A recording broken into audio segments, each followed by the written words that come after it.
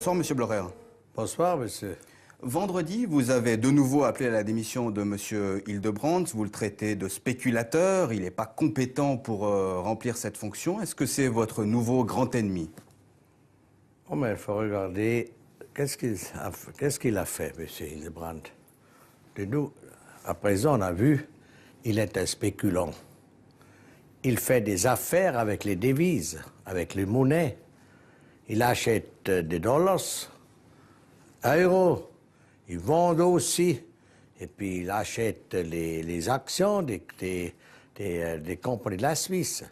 Ça va pas. C'est défendu. S'il est défendu pour une personne, c'est pour le président de la Banque nationale. Pourquoi?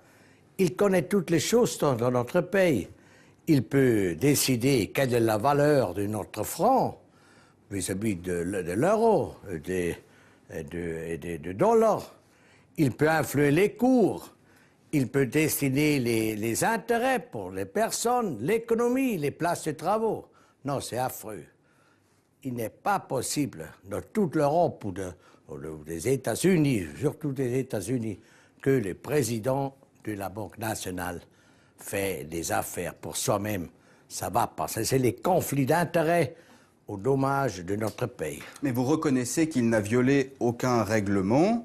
Il n'y a aucune enquête contre lui. Il a toujours la confiance du Conseil fédéral. Il peut rester en place, non? Oui, vous avez raison. À présent, il n'est plus un cas Hildebrandt. À présent, il est un cas de notre gouvernement. Le gouvernement doit contrôler la Banque nationale. Ils ont un règlement. Qui a fait ce règlement? C'est M. Hildebrandt qui a fait le règlement avec les directeurs pour... Il a été fait avant aussi le règlement. Hein. Il a été fait avant aussi le règlement. Avant qu'il arrive en fonction, M. Hildebrandt. Avril 2010, il a fait ce règlement. Il l'a modifié, mais il ne l'a pas Bon, affaibli. il l'a modifié ou il n'a pas modifié.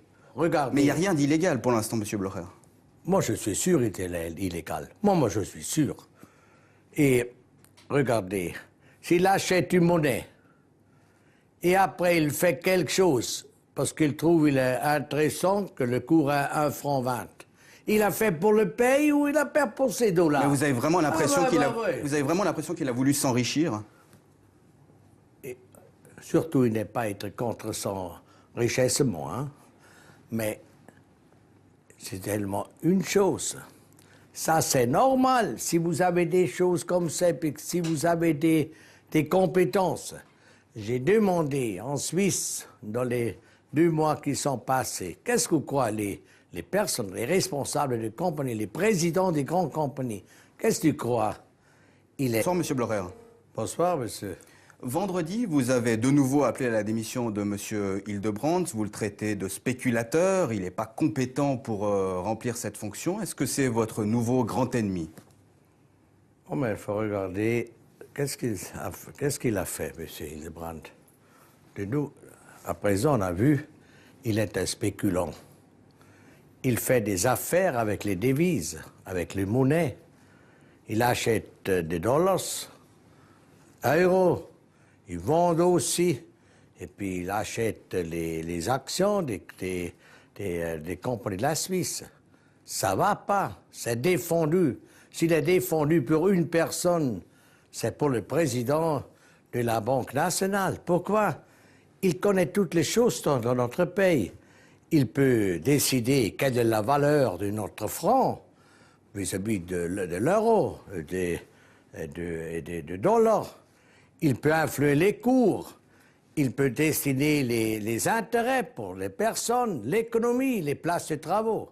Non, c'est affreux.